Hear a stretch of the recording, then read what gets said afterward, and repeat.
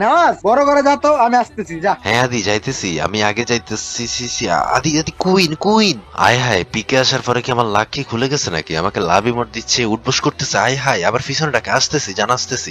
জান, তুমি আমাকে ভালোবাসো, আমিও মনে হয় তোমাকে অনেক ভালোবাসি। আদি আয় হায়, তিনটা কুইন।